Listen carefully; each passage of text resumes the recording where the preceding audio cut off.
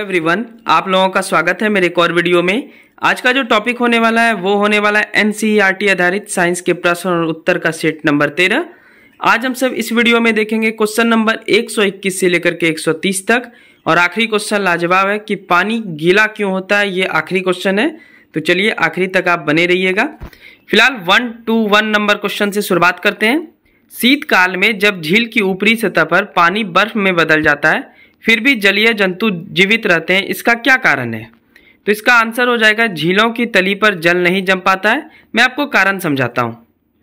शीतकाल में झीलों की ऊपरी परत 0 डिग्री सेल्सियस तक ठंडा होने पर बर्फ बन जाता है, परंतु नीचे का जल 4 डिग्री सेल्सियस का द्रव अवस्था में रहता है। यानी ऊपर से तो बर्फ रहता है, कोई भी झील ऊपर से तो बर्फ रहता है, लेकिन जैसे ही आप थोड़ा सा उसको अंदर से कोड़ेंगे तो नीचे आपको पानी मिलेगा, क्योंकि पानी का अधिकतम जो घनत्व होता है, अधिकतम कितना होता है 4 डिग्री सेल्सियस होता है, और नीचे जो है वो द्रव अवस्था में रहता है। जबकि वातावरण के कारण जो है यानी वायुमंडल के ठंड होने के कारण ऊपर जो पानी रहता है वो तो बर्फ के रूप में बदल जाता है, लेकिन नीचे जो है वो पानी ही रहता है। इस कारण से पानी में मछली आसानी से जीवित रहती है। तो नीचे वाला लाइन देखिए, इसमें झीलों या तालाबों में बर्फ के नीचे 4 डिग्री सेल्सियस पर पानी रहता है, जिसमें मछलियां एवं अंजलीय जंतु जीवित रहते हैं। तो क्या होता है, तो झीलों की तली पर जल नहीं जमता है, बस झील के ऊपर जमता है। उसको जैसे ही आप कोड़ेंगे थोड़ा सा, नीचे आपको पानी मिल जाएगा। क्वेश्चन नंबर 122, एक रंगीन टेलीविजन में 3 आधारभूत रंगों के मिश्रण से रंग बनते हैं, ये कौन से रंग हैं? आपको जो कलर टीवी दिखता है तो वो कलर टीवी किस कारण से दिखता है, यानी उसमें कोई कलर होगा तभी तो आपको दिख पा रहा है। तो उसमें 3 कलर होते हैं, लाल, हरा और नीला। चलिए इस तीनों कलर के बारे में जान लेते हैं। रंगीन टेलीविजन में प्रयुक्त होने वाले कैथोड किरण नलिका में 3 विभिन्न फास्फोरस का प्रयोग होता है, जो लाल, हरे तथा नीले रंग को उत्सर्जित करता है। टीवी में फास्फोरस का प्रयोग होता है जो कि लाल, हरे और नीले रंग को उत्सर्जित कर लेता है। इस कारण से हम सबको कलर टीवी में कलर दिखता है। ब्लैक एंड व्हाइट टीवी अगर आप सब देखे होंगे तो उसमें इसका प्रयोग नहीं होता था, यानी वो उत्सर्जित नहीं कर पाता था, पर कलर टीवी में उत्सर्जित कर लेता है। ये 3 कलर, लाल, हरा और नीला। अब ये लाल, हरा और नीला को कौन सा कलर बोलते हैं? तो लाल, हरा और नीला रंग को प्राथमिक रंग कहा जाता है। सभी प्राथमिक रंग तथा सभी द्वितीय रंग को मिलाने पर सफेद रंग प्राप्त होता है। बस इतना याद रखना है। तो टीवी में जो एक्चुअल में कलर टीवी आप देखते हैं तो उसमें 3 रंग रहता है, लाल, हरा और नीला। आई थिंक आपको ये पता नहीं होगा, तो इस कारण से हम सबको कलर टीवी में कलर पिक्चर नजर आता है, जो कि ब्लैक एंड व्हाइट टीवी में नहीं नजर आता है। तो 122 क्वेश्चन का आंसर हो गया लाल, हरा और नीला, और इस रंग को बोलते हैं प्राथमिक रंग, ये भी याद रखना है। नंबर 123 यानी 123, रसायनों में से कौन सा कृत्रिम बादल बनाने के लिए प्रयुक्त किया जाता है?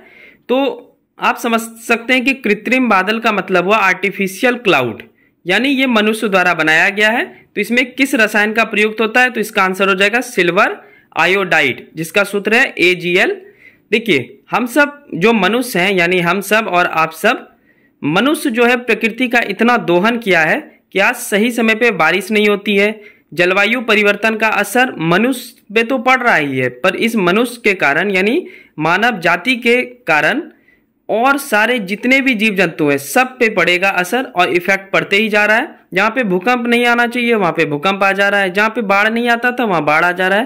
तो इसी को बोलते हैं ग्लोबल वार्मिंग। बहुत सारे देशों के बारे में कहा जाता है कि अगले 50 से 60 साल में डूब जाएगा। तो इसका असर क्या है? तो अब देखिए इसमें भी मनुष्य रुक नहीं रहा है, तो मनुष्य अब जो है कृत्रिम बादल बनाया, यानी आर्टिफिशियल क्लाउड। अब इससे ये बारिश पड़वाएगा, ठीक है, क्योंकि नेचुरल तरीके को तो बर्बाद कर चुका है मनुष्य। तो हम सब जो मनुष्य हैं ये स्वार्थी होते हैं एक्चुअल में, क्योंकि हम सब प्रकृति को इतना छेड़ते हैं, और प्रकृति को छेड़ने से तो हम सब पे तो आपदा आती ही है, प्लस जानवर सब पर भी आती है।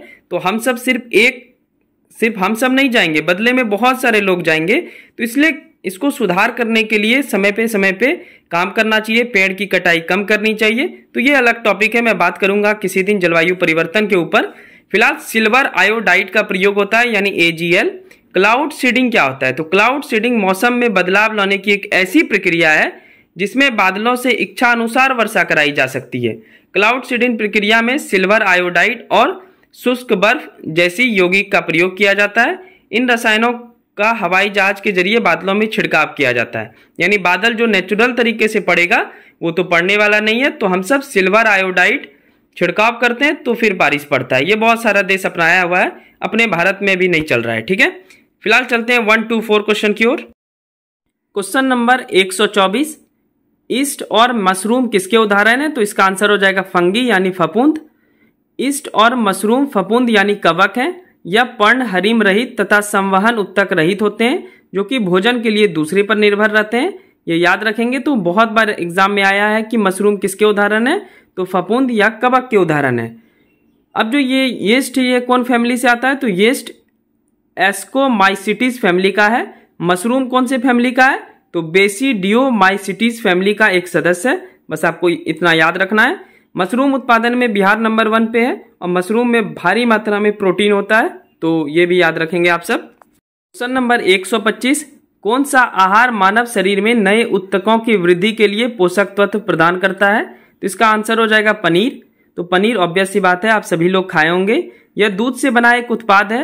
इसे विभिन्न जीवाणु लैक्टोबैसिलस लैक्टिस तथा ल्यूकोनोस्टोक सिट्रोवोरम द्वारा किण्वन विधि द्वारा तैयार किया जाता है। अगर पूछ ले कि पनीर कौन सी विधि द्वारा तैयार किया जाता है, तो इसका आंसर हो जाएगा किण्वन। पनीर में पर्याप्त मात्रा में प्रोटीन होता है, तो आप सभी लोगों को खाना चाहिए। फिलहाल बढ़ते हैं 126वें क्वेश्चन की ओर। क्वेश्चन नंबर 126वां, मनुष्य का कौन सा ब्लड ग्रुप सभी को खून दे सकता है? तो इसका आंसर हो जाएगा ओ, यानी ब्लड ग्रुप ओ जो है ये सभी को खून दे सकता है, इसलिए इसे सर्वदाता कहा जाता है। AB ब्लड ग्रुप वाले मनुष्य सर्वग्राही होते हैं, यानी सभी का खून ले सकते हैं। लैंड स्टीनर ने 3 प्रकार के ब्लड ग्रुप A, B और O की खोज की थी। चौथी प्रकार के एवं बहुत कम पाए जाने वाले ब्लड ग्रुप AB की खोज वॉन डिकोस्टोलो एवं स्टर्ले ने 1902 में किया था। प्रतिजन A एवं B प्रोटीन ना होकर क्या है? म्यूकोपॉलीसेकेराइड होती है। तो आप ये ब्लड ग्रुप समझ गए होंगे। ओ जिसका ब्लड ग्रुप है वो सबको खून दे सकता है। AB जिसका ब्लड ग्रुप है वो सबसे खून ले सकता है। ये 2 बात याद रखना है आपको। लैंड स्टेनर ने 3 प्रकार के ब्लड ग्रुप की खोज की, A, B और O। और जो AB ब्लड ग्रुप का खोज किया था वो कौन किया था? वॉन डिकोस्टोल्रे एवं स्टर्ले ने 1902 में। बस इतना आपको याद रखना है। क्वेश्चन नंबर 127वां, शरीर का कौन सा भाग खून को हृदय से शरीर के विभिन्न अंगों एवं उत्तकों में पहुंचाती है? तो इसका आंसर हो जाएगा धमनी। ये समझ लीजिए नल है। नल समझते हैं जिससे पानी निकलेगा, तो यही धमनी के कारण आपके शरीर में विभिन्न भागों तक ब्लड पहुंच पाता है, वो भी शुद्ध ब्लड। तो इसमें मुख्यतः ऑक्सीजन युक्त शुद्ध ब्लड होता है, प्योर ब्लड होता है।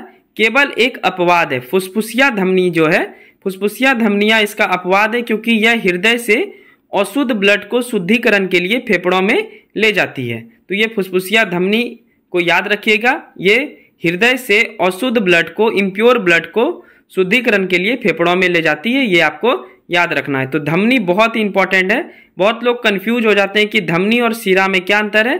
तो धमनी तो आप देख ही लिए, बगल में फोटो है, मैं मार्क कर दे रहा हूं, इसी को धमनी बोलते हैं, सबके शरीर में होता है।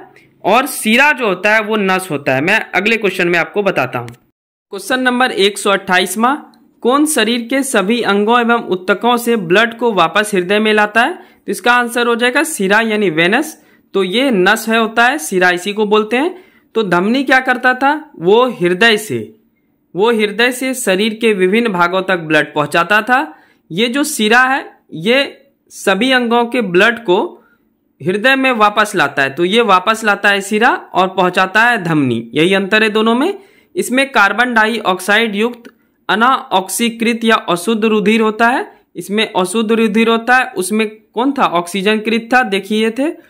फुसफुसिया शिराएं इसका अपवाद होती है, जिसमें शुद्ध ब्लड होता है, क्योंकि ये फेफड़ों में ऑक्सीजन युक्त ब्लड को हृदय में लाता है। तो वहां पे भी फुसफुसिया धमनी था और यहाँ पे भी फुसफुसिया शिराएं हैं। तो इसका अपवाद क्या है कि जिसमें शुद्ध ब्लड होता है, फुसफुसिया शिरा में शुद्ध ब्लड होता है और यह फेफड़ों में ऑक्सीजन युक्त ब्लड को हृदय में लाता है। फेफड़ों में ऑक्सीजन युक्त ब्लड को हृदय में लाता है। बस इतना आपको अंतर समझ लेना है कि धमनी का क्या काम था? हृदय से विभिन्न भागों तक ब्लड पहुंचाना। शिरा का क्या काम है? शिरा का काम यही है कि शरीर के विभिन्न अंगों एवं उत्तकों से ब्लड को वापस हृदय में लाना। बस इतना आपको समझ लेना है, कोई भी कंफ्यूजन नहीं होनी चाहिए। क्वेश्चन नंबर 129, किसे स्ट्रेंजर गैस भी कहा जाता है? तो इसका आंसर हो जाएगा जेनॉन। जेनॉन एक अक्रिय गैस है। आपको पता है अक्रिय गैसों की संख्या 6 है। मैं पहले वाले सेट में पढ़ा चुका हूं आपको। इसका परमाणु क्रमांक 54 है। इस गैस की खोज विलियम रामसे एवं मॉरिस टेवर्स ने 1898 ईस्वी में की। एक्चुअल में जेनॉन जो है वायुमंडल में बहुत कम मात्रा में, तो इसका प्रयोग विशेष अवसरों में किया जाता है। किसमें किया जाता है? तो बल्बों में किया जाता है। तो आपको पता है बल्ब में अक्रिय गैस भरा होता है जो कि जिसका कोई यूज नहीं है, मतलब है गैस पर उसका कोई यूज नहीं है, वो ऑक्सीजन को आने नहीं देता है। जैसे ही बल्ब के अंदर ऑक्सीजन जाएगा बल्ब फ्यूज कर जाएगा। तो स्ट्रेंजर गैस के नाम से कौन जाना जाता है? तो जेनॉन, ये याद रखिएगा। और खोज कौन किया है ये याद रखना है आपको। चलिए आखिरी क्वेश्चन देखते हैं और इंटरेस्टिंग क्वेश्चन 13 का आखिरी क्वेश्चन 130वां, पानी गीला क्यों होता है? तो इसका आंसर हो जाएगा पानी में ऑक्सीजन होता है तथा ऑक्सीजन में नमी होता है, इस कारण से जल गीला होता है। तो ये एक बार IAS के इंटरव्यू में भी ये प्रश्न आ चुका है। फिलहाल आपको साइंस के रूप में जानना है, अभी आपको इंटरव्यू देने नहीं जाना है। पानी गीला क्यों होता है? तो पानी में ऑक्सीजन होता है तथा ऑक्सीजन में नमी होता है, इस कारण से जल गीला होता है। पानी का pH मान 7 होता है। वर्षा का जल पानी का शुद्धतम रूप है और पृथ्वी पर 71% जल है, इस कारण से इसे नीला ग्रह बोलते हैं। वैसे तो पृथ्वी पर 71% जल है, लेकिन उनमें से 97% जल जो है वो खारा है और मात्र 2 पॉइंट कुछ जो है वो शुद्ध जल है। उसमें भी जो पीने योग्य जल है 0.03%, तो बहुत कम जल है। तो please save water save life, ये भी मेरा मोटो रहेगा। तो पानी गीला क्यों होता है, आज के बाद अगर कोई पूछेगा तो आप जवाब देने के लिए अवेलेबल होंगे, सक्षम होंगे। पानी में ऑक्सीजन होता है, ऑक्सीजन में नमी होता है, इस कारण से जल गीला होता है। तो ये था NCERT आधारित साइंस के प्रश्न और उत्तर का सेट नंबर 13। ये वाला सीरीज आपको अगर पसंद है तो हमारे चैनल को सब्सक्राइब करें। इसका एक और वर्जन चल रहा है जो कि ज्योग्राफी का चल रहा है, जिसका अभी तक मैं एक ही वीडियो डाल पाया हूं। उसका भी वीडियो आपको जल्द ही मिलने वाला है। और ज्योग्राफी में हम सब क्लास 6 से लेकर के 12 तक करेंगे, प्रश्न और उत्तर के फॉर्म में करेंगे। दूसरी बात, वो डेली नहीं आ पाता है, पर ये साइंस वाला डेली आपको मिलेगा। एक सेट 10 क्वेश्चन का सेट होता है और ये 10 क्वेश्चन बहुत ही टफेस्ट है। अगर आप इसको अच्छे से पढ़ेंगे तो आप बहुत कुछ सीख जाएंगे। चलिए, इसका PDF पाना हो तो टेलीग्राम चैनल में मैं लिंक दे दूंगा, मतलब डिस्क्रिप्शन में टेलीग्राम चैनल का लिंक दे दूंगा। आप वहां से जाकर के ज्वाइन करके डाउनलोड कर पाएंगे। ठीक है, चलिए जल्दी मिलते हैं नेक्स्ट वीडियो में। चैनल को जरूर सब्सक्राइब कर लेंगे और ये वीडियो अच्छी लगी हो तो एक लाइक कर लेंगे। Thank you so much, bye bye and take care.